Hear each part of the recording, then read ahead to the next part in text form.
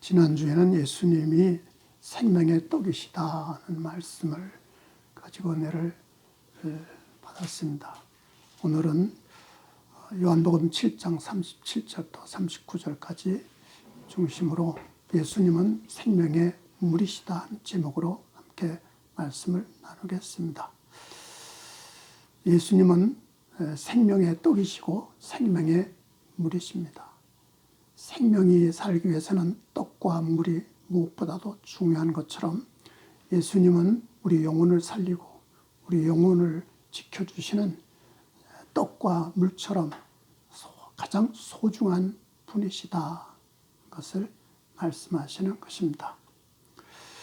6월절은 이스라엘 민족들에게 큰 명절이죠. 가장 큰 명절이라서 전국에 있는 온 세계에 퍼져 있는 이 유대인들이 다 예루살렘에 모여서 성전들에서 축제를 벌이고 하나님께 제사를 드리고 절기를 지킵니다. 그때 예수님께서도 예루살렘 성전에 가셔서 많은 사람들 앞에서 외치신 말씀이 오늘 본문 말씀입니다. 누구든지 목마르거든 내게로 와서 마시라 마시라. 나를 믿는 자는 성경 이름같이 그 배에서 생수의 강이 흘러나오리라. 이것은 이제 저들이 받을 성령을 가리켜 말씀하신 것이다. 목마르거든 누구든지 내게로 와서 마시라고 예수님은 당당하게 선포하고 계십니다. 예수님은 세상의 많은 사람들을 위해서 이 땅에 오신 분, 죄에 빠진 영혼들, 죽어가는 영혼들을 구원하기 위해서 이 땅에 오신 하나님의 아들이시죠. 사람들은 여러 가지 세상에서 고난을 당하고 고통을 당하고 있습니다. 그래서 목마른 그런 갈증에 시달리고 있다는 거죠. 사람에게 있어서 이 목마름이라는 것이 가장 큰 고통이 아닌가 생각이 듭니다. 사람의 몸은 60에서 70%가 물로 이루어졌다고 하죠. 물에서 태어나서 물로 살다가 물이 빠지면 늙어지면 물이 점점 빠져나오고 죽게 되는 거죠. 그래서 물이 없이는 살아갈 수가 없습니다. 생명은 물에서 시작되죠.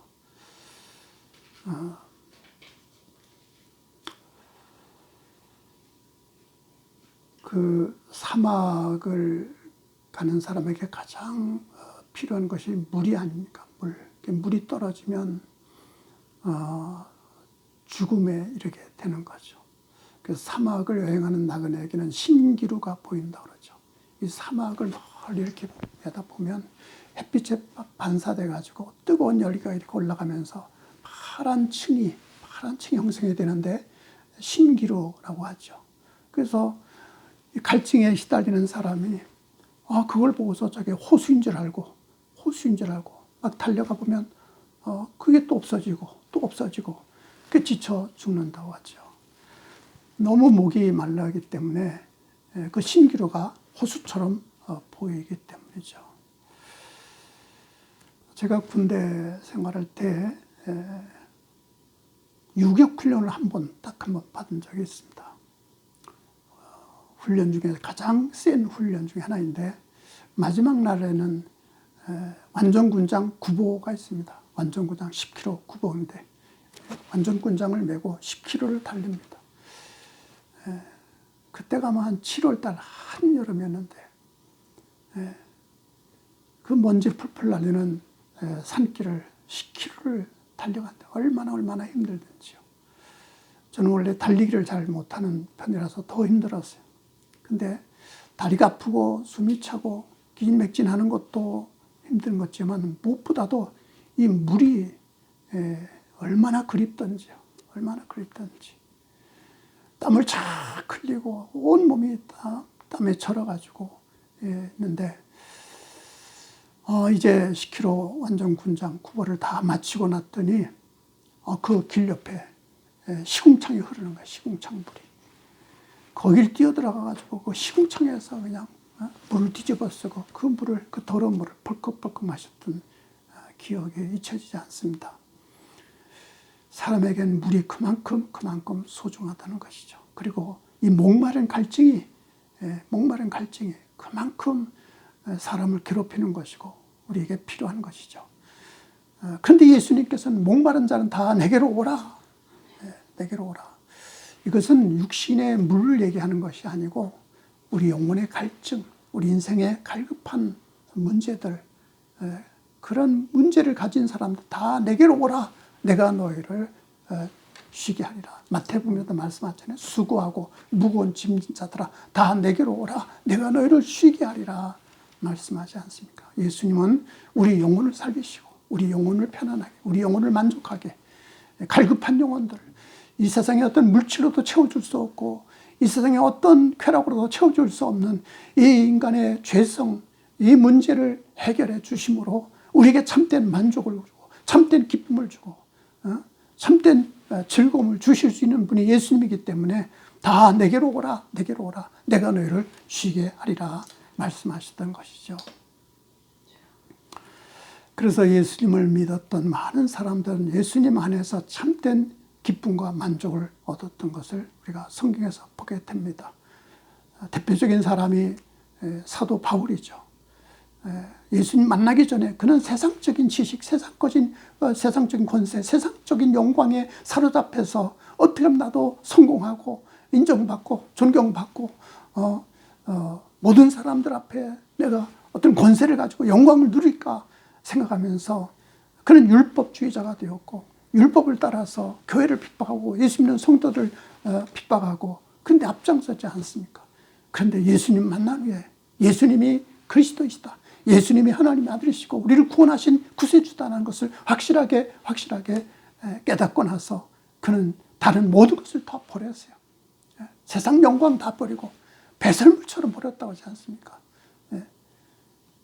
세상 권세, 세상 영광, 세상 자랑 다 배설물처럼 버리고 오직 예수님을 전하기 위해서 일생을 바치고 예수님을 위해서 어떤 고난도 어떤 고통도 어떤 괴로움도 이겨낼 수 있었고 그 안에서 예수님 안에서 기쁨을 얻고 예수님 안에서 즐거움을 얻고 예수님 안에서 만족을 얻고 예수님 안에서 그는 풍성한 삶을 누렸던 것을 보게 됩니다.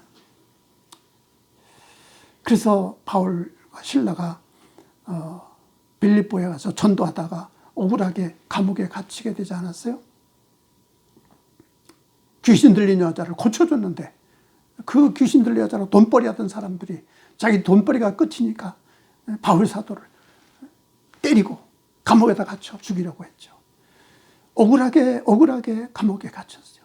좋은 일 하다가 감옥에 갇힌 거예요. 얼마나 억울하고 불안하겠어요. 그런데도 바울과 실라는 감옥 안에서 오히려 원망하고 저주한 것이 아니라 기뻐하고 찬송하고 기도하고 그래서 감옥문이 열려지고 쇠사슬이 풀어지는 놀라운 기적을 경험하게 되었습니다. 이것이 예수님 안에서 누리는 기쁨, 예수님을 통해서 얻는 만족, 예수님을 믿음으로 얻게 되는 풍성한 은혜인 줄로 믿습니다. 그래서 목마른 자는 다 내게로 오라 예수님 말씀하신 것이죠. 내가 주겠다는 것이죠. 만족을 주고 기쁨을 주고 행복을 주고 풍성한 삶을 주시겠다고 약속하시는 것이죠. 예루살렘 초대교회 성도들도 예수님을 위해서 고난당하고 핍박당하고 베드로, 요한은 감옥에도 갇히고 죽을 위험을 당하면서도 그들은 기뻐하고 감사했고요. 그 성도들은 날마다 찬송하고 기도하고 말씀을 들으면서 하나님을 예배했을 뿐만 아니라 자기 재산을 자기 것으로 여기지 않고 있는 것을 다 팔아서 나눠주고 어려운 사람 도와주고 그러면서도 기쁨을 주고 그러면서도 감사하는 생활을 했다. 그것은 사람의 힘으로 되는 게 아니죠. 예수님 주시는 은혜로 예수님 안에서 얻는 기쁨으로 일어났던 일이 아닌가. 사도행전 2장 말씀을 한번 다시 보겠습니다. 그래서 사도행전 2장 44절 보면 믿는 사람이 다 함께 있어 모든 물건을 서로 통용하고 재산과 소유를 팔아 각 사람 필요를 따라 나눠주며 날마다 마음을 같이 성전에 모이기를 힘쓰고 집에서 떡을 떼며 기쁨과 순전한 마음으로 음식을 먹고 하나님을 찬미하며 또 온 백성에게 칭송을 받으니 주께서 구원받는 사람을 날마다 더하게 하시니라. 예수님 안에서 주시는 만족을 얻고 예수님 안에서 얻는 기쁨을 누리고 예수님 안에서 누리는 그 영광 가운데서 그들은 나눠주고 베풀어주고 천국 소망 가지고 하늘의 복을 누리게 되었던 것입니다. 우리도 예수님을 알게 되고 예수님 믿게 되었는데 예수님께서 주시는 이 은혜를 누려야 되겠습니다. 목마른 자는 다 내게로 오라. 내가 너희를 쉬게 하리라. 목마른 자는 내게로 오라. 내가 너희를 채워주겠다. 약속하신 이 말씀 믿고 예수님 앞에 나아가고 예수님 앞에 내려놓고 예수님 앞에 간절히 간구하고 예수님 주시는 은혜와 풍성한 복을 누리는 삶이 되어야 할 것입니다. 38절 말씀 보면 나를 믿는 자는 성경의 이름과 같이 그 배에서 생수의 강이 흘러나오리라 그랬습니다. 나를 믿는 자는 성경의 이름과 같이 생수의 강이 흘러나오리라. 성경에서 약속하신 말씀을 예수님은 인용하고 있습니다.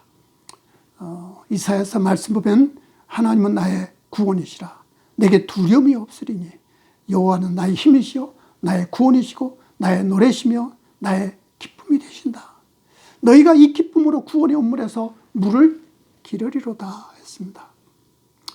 그래서 예수님이 주시는 물은 그냥 먹어도 또 먹고 싶고 마셔도 또 목마른 그런 물이 아니라 생수의 강이 그 배에서 흘러나오는 물이다.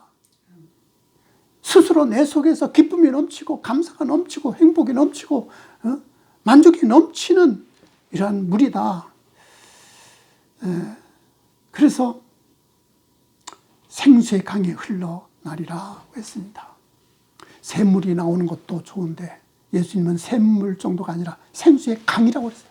강물이 흐르는 것처럼 넘치게 흐르는 것처럼. 그래서 주위에 있는 모든 토지를 옥토로 바꾸고 푸른 초장으로 만들고 과실들이 풍성히 열리는 그런 생수의 강이 흘러나오는 풍성한 삶을 누리게 된다는 말씀이죠.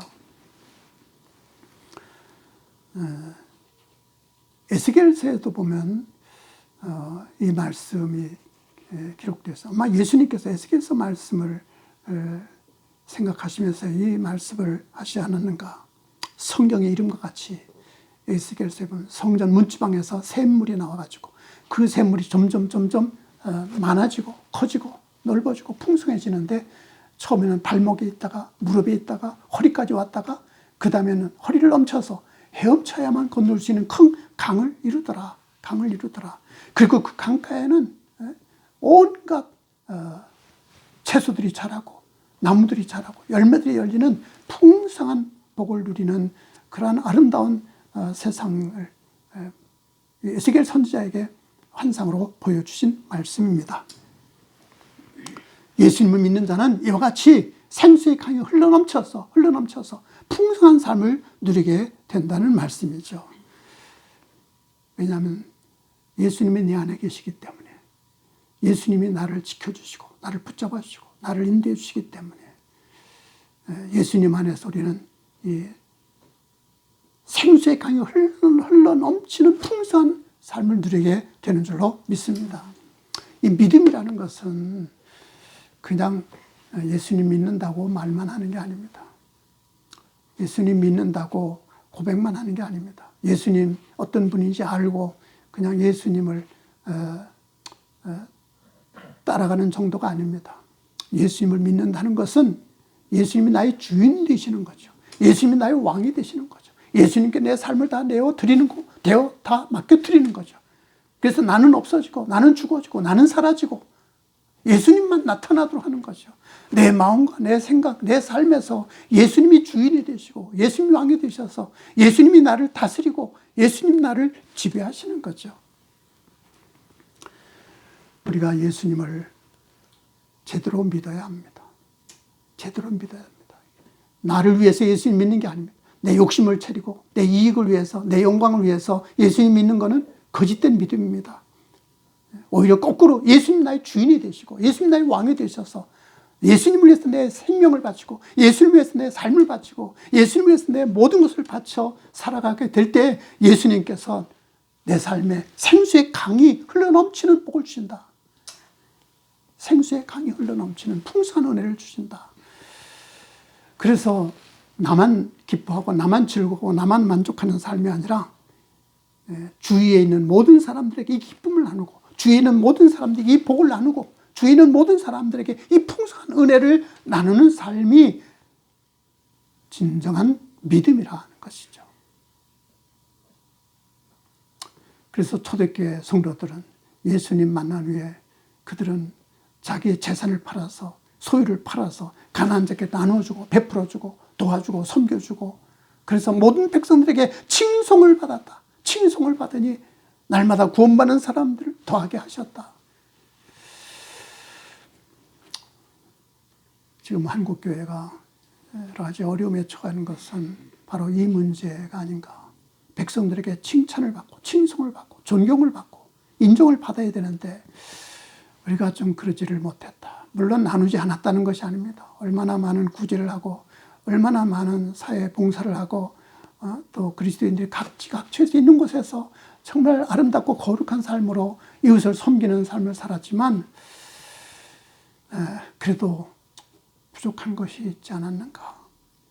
생수의 강이 흘러넘치는 것처럼 이제 교회로부터 하나님 은혜가 흘러넘치고 성도들로 흘러넘치고 우리가 있는 곳곳에서 강물이 흘러넘친 것처럼 예수님의 사랑이 흘러넘치고 예수님의 은혜가 흘러넘치고 하나님의 축복이 흘러넘치는 그래서 모든 생명을 살리고 모든 영혼들을 구원하는 아름답고 거룩한 삶을 이루어야 할 것입니다. 요즘 그 국민일보에 보니까 베이비 박스를 설치해서 그 태아 생명을 살리는 운동을 하는 이종락 목사님 얘기가 간증으로 계속 나오고 있습니다. 제가 참 감동을 받으면서 읽고 있는데 젊었을 때 혈기가 왕성해서 문제를 일으켰던 가는 데마다 문제를 일으켜서 직장에서 쫓겨나고 여기서 쫓겨나고 저기서 쫓겨나고 이제 술로 인생을 망치는 그런 참 타락한 인생을 살았습니다. 그런데 어느 날 그 직장에 들어갔는데 거기서도 사고를 쳐서 싸움이 일어났는데 그 사장님이 하시는 말씀이 너는 예수를 믿어야 사람 된다. 넌 예수를 믿어야만 똑바로 살게 된다. 그 말을 듣고서 그때부터 예수를 믿게 되고 교회를 다니게 되고 은혜를 받고 그러다가 아들이 장애인으로 태어나는 이 경험이 있었습니다. 아들이 장애인으로 태어나서 그 장애인을 돌보면서 병원에서 생활하면서 그 주위에 있는 다른 아이들을 위해서 기도해 줄 때 그들이 치료되고 그들이 변화되는 것을 경험하게 되고 그때부터 자꾸 이런 장애들을 맡겨주고 어려운 아이들을 돌봐달라고 이렇게 부탁하는 것을 이렇게 맡다 보니까 어린아이 태아의 생명의 소중함을 알게 되었고 베이비 박스까지 만드는 일을 하게 되었다는 얘기를 보면서 이것이 우리 그리스도인의 삶인데 하나님이 내게 주시는 고난과 환난 여러 가지 어려운 문제들을 통해서 하나님 은혜를 경험하고 그것을 통해서 이젠 또 다른 사람들에게 그것을 나누고 베풀고 전해주고 도와주고 생수의 강이 흘러넘쳐서 주위에 있는 모든 사람들을 살리는 이 역할을 해야 되는 것이 그리스도를 믿는 믿음이라는 것이죠. 예수님이 그렇게 사셨죠. 예수님은 우리를 구원하기 위해서 살과 피를 다 내오지 않았습니까? 내 살을 먹어야 된다. 내 피를 마셔야 된다. 그러면서 예수님 내가 생명의 떡이다. 내가 생명의 물이다. 그것을 말씀하신 것이죠. 자신의 생명까지 내어주셨고 그 살을 찢어서 내어주시고 피를 흘려서 우리 죄를 씻어주신 예수님, 십자가에 못 박혀 죽기까지 우리를 사랑하시고 우리를 섬기신 예수님, 그 은혜를 받고 그 사랑으로 구원을 받았다면 우리도 예수님처럼 그런 삶이 되어야 되지 않겠는가. 그래서 예수님을 믿는다는 것은 예수님의 살을 먹고 예수님의 피를 마시는 것이고, 예수님의 살을 먹고 예수님의 피를 마시는 것은 예수님의 생각을 가지고, 예수님의 사상을 가지고, 예수님의 삶을 본받고 예수님의 삶을 따라서 살아가는 거룩한 삶이고, 사랑의 삶이고, 나누는 삶이고, 베푸는 삶이고, 섬기는 삶이 아니겠는가. 그런데 이게 쉽지를 않습니다. 우리가 마음은 있지만, 말로는 잘하지만, 이렇게 예수님처럼 나누고 베풀고 풍성한 은혜를 도와주고 세상을 아름답게 거룩하게 변화시키는 이 역할을 해야 되는데, 그것이 쉽지를 않죠. 왜요? 내가 하려고 하니까 안 되죠. 내 힘으로 하려고 하니까 안 되죠. 내 능력으로 하려면 할 수 없죠. 그래서 예수님 그 다음에 하신 말씀이 39절에 이는 그를 믿는 자들이 받을 성령을 가리켜 말씀하신 것이라. 성령을 가리켜 말씀하신 것이다. 이 생수의 강은 바로 성령 충만이라는 거죠. 성령을 받아야 된다. 성령을 받아서 성령이 주시는 힘으로, 성령이 주시는 능력으로, 성령의 풍성한 은혜로 가능하다는 말씀이죠. 그래서 예수님은 제자들에게도 성령을 받으라, 성령을 받으라, 성령 받아야 된다. 성령이 너에게 임하시면 너희가 권능을 받고 예루살렘과 온 유대 사마리아 땅 끝까지 이르러 내 증인이 되리라 말씀하셨고, 그래서 성령을 받은 제자들이 마가의 다락방에서 기도하다가 성령을 받은 제자들이 드디어 그들이 변화되어서 담대하게 예수님을 증거하고 사람들을 섬기며 가난한 자를 도와주며 불쌍한 사람들을 위해서 헌신하고 희생하는 거룩한 삶을 살았던 것은 그들이 똑똑해서가 아니라, 그들이 훌륭해서가 아니라 바로 성령의 능력이었다는 거예요. 성령의 힘이었다는 거죠. 성령은 하나님의 영이시죠. 예수님의 영이시죠. 하나님은 성령으로 우리에게 함께 계십니다. 예수님도 떠나가셨지만 하나님 편에 계시지만 성령을 보내셔서 성령으로 지금도 우리와 함께 계신 줄로 믿습니다. 그러니까 지금 나와 함께 계시는 분이 성령이에요. 나와 함께 계실 수 있는 하나님이 성령님이시고, 나와 함께 계실 수 있는 예수님이 바로 성령님이시다. 내 안에 계셔서 내 마음과 내 생각과 내 삶을 주관하고 이끌어주고 지도해주고 가르쳐주고 도와줄 수 있는 분이 바로 성령님이시다. 그래서 성령님은 어떤 물질이 아니고 인격이시다. 인격. 성령님은 내 마음에 오셔서 내 마음을 바꿔주고 내 마음을 지배하고 내 마음을 다스리고 나를 새롭게 하고 거룩게 만들어줄 수 있는 인격적인 신이시다. 영이시다. 그래서 성령을 받으라 하는 것은 그냥 물질을 소유하는 것이 아니라 내가 주인되고 내 생각, 내 욕심, 내 생각대로 사는 것이 아니라 성령님이 나를 지배하는 거예요. 성령님을 받아서 내가 성령님의 지배를 받는 거죠. 성령님의 통제를 받는 거죠. 성령님의 인도를 받는 거죠. 내가 주인 되는 것이 아니라 성령님이 주인이 되고 예수님이 주인 되고 하나님이 주인이 되는 것, 그것이 믿음이라는 거죠. 믿음. 그래서 이는 그를 믿는 자들이 받을 성령을 가리켜 말씀하신 것이라.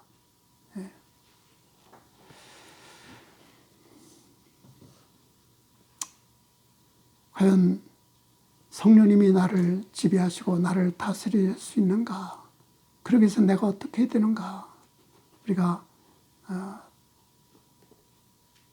심각하게 또 조심스럽게 자신을 돌아봐야 됩니다. 성령님이 내게 오셔서 나를 지배하고 나를 다스리고 나를 통제하고 나를 완전히 사로잡기 위해서는 우선 내가 나를 내려놔야 됩니다. 나를 버리고 나를 죽이고 내 욕심도 버리고 내 생각도 버리고 내 자존심도 버리고 나를 내려놓고 나를 버리는 것부터 시작이 되는 것이죠. 그래야 성령님이 나와 함께 계시고 나를 다스리는 거예요. 사실은 성령님이 우리와 함께 계시고 성령님이 우리를 다스리시고 성령님이 우리를 이끌어주시기를 원하지만 성령님보다는 자꾸 나를 내세우는 거예요. 내 생각대로 내 욕심대로 내 방식대로 나를 내세우기 때문에 성령님 소멸시키는 것이고 성령님이 일하지 못하도록 거부하게 되는 거죠. 생수의 강이 흘러넘치는 것처럼 성령님이 내 삶에서 흘러넘치도록 성령님이 나를 온전히 지배하고 다스리도록 하기 위해서는 날마다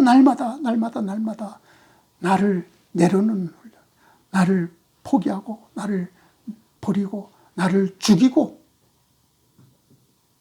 오직 성령님께 순종하고 복종하고 굴복하는 그런 삶이 됩니다. 우리 예수님은 그렇게 사셨지 않습니까? 예수님도 얼마나 욕을 당하고 무시를 당하고 핍박을 당하고 얼마나 예수님은 어려움을 당하셨습니까? 그럼에도 불구하고 예수님은 자기 성질대로 하지 않으시고 자신의 야망대로 하지 않으시고 오직 하나님의 뜻대로 하나님의 일을 위해서 헌신하시고 희생하신 것을 봅니다. 마지막 십자가 앞에서도 나의 원대로 마옵시고 아버지 원대로 없어서 기도하신 것은 바로 성령님께 모든 것을 맡기고 순종했기 때문이죠. 그래서 이 생명의 물이신 예수님, 물이 우리의 몸을 다스리는 것처럼, 물이 우리의 몸을 움직이는 것처럼, 그렇죠? 물이 들어와서 피가 움직여야 우리 몸도 움직이고 활동할 수 있는 거 아닙니까? 물이 우리를 완전히 지배해서 우리 육체를 이끌어가는 것처럼 이제는 생명의 물이신 예수님이 나를 지배하고 나를 다스리도록 예수님께 맡기고 순종하는 삶이 되어야 될 것이고 예수님으로 충만한 예수님의 사랑과 능력으로 충만한 예수님의 지혜와 말씀으로 충만한 삶이 되어야 한다는 것입니다. 성령으로 충만한 삶은 바로 그겁니다. 예수님이 내 마음에 충만해서 성령님이 내 마음을 완전히 지배하고 다스려서 내 생각을 버리고 내 욕심을 버리고 내 자존심도 버리고 내 위신도 버리고 날마다 나를 쳐서 굴복시키고 성령님이 나를 마음대로 쓰시도록 내어 맡기는 삶, 예수님이 원하는 대로 예수님이 보여주신 대로 순종하고 복종하고 굴복하는 삶이 되어야 할 것입니다. 가로친 말씀은 아마 다른 성경, 어떤 성경에는 이 말씀이 없기 때문에 이렇게 한 것 같은데 예수께서 아직 영광을 받지 아니하셨으므로 성령이 아직 그들에게 계시지 아니하시더라. 제자들에게 아직 성령 충만하게 임하지 않았던 것이죠. 그러나 예수님이 마지막 부활하신 예수님이 성령을 받으라 하셨고 마가다락방에서 그들이 기도하던 중 성령 충만을 받을 때 그들은 진짜 자기 것을 다 버리고 예수님을 위해서 모든 것을 헌신하고 충성하는 그런 거룩한 삶이 되었던 것을 봅니다. 오늘 생명의 물이신 예수님, 과연 예수님이 내 생명의 주인이신가? 내 생명을 다스리고 내 삶을 이끌어 가시는 주인이신가? 생명의 물을 날마다 마시면서 그 힘으로 살아가고 있는지 우리 돌아봐야 될 것입니다. 병원에 가면 의사들은 항상 물을 많이 마시라. 그래야 우리 몸속에 있는 독소가 잘 빠져나가고 우리 신진대사가 잘 이루어지고 건강하게 된다. 그렇죠. 물이 우리 몸에 그렇게 중요한 것처럼 이제는 생명의 물이신 예수님이 우리의 영혼에 우리의 인격 속에 우리의 삶 가운데 풍성이 넘쳐 생수의 강이 흘러넘치고 성령으로 충만해서 어떤 고난도 이겨내고 어떤 환난도 이겨내고 어떤 핍박도 이겨내고 어떤 어려움도 이겨내고 초대교회 성도들처럼 예수님을 위해서 일생을 바치고 예수님을 위해서 모든 걸 바치고 하나님의 영광을 위해서 쓰임받는 아름답고 거룩한 삶, 그래서 우리의 삶을 통해서 우리 주위 사람들을 변화시키고 죽어가는 영혼들을 살리고 죄 빠진 영혼들을 구원하고 멸망하는 인생들을 살려내고 고통당하는 인생들을 이끌어서 하나님 나라를 이루고 하나님의 영광으로 충만한 아름답고 거룩한 나라를 세워가야 할 것입니다. 기도합니다. 하나님 은혜 감사합니다. 생명의 떡이시고 생명의 물이 되신 예수님, 그 예수님을 알게 하시고 만나게 하시고 믿게 하시고 예수님으로 구원받아 하늘의 생명, 예수님의 생명을 깨우시니 감사하고 감사합니다. 생명의 떡을 먹고 힘을 얻고 생명의 물을 마시면서 우리가 활력을 얻는 것처럼 이제는 생명의 떡이시고 생명의 물이신 예수님을 통해서 새 힘을 얻고 날마다 새롭게 변화되고 거룩하게 변화되고 생수의 강이 흘러넘쳐서 나뿐 아니라 우리가 가는 곳마다 하나님의 사랑이 흘러넘치고 하나님 축복이 흘러넘치고 하나님의 영광이 가득해서 하나님의 나라를 이루어가는 거룩한 삶이 되게 하옵소서. 예수님 이름으로 기도하옵나이다. 아멘.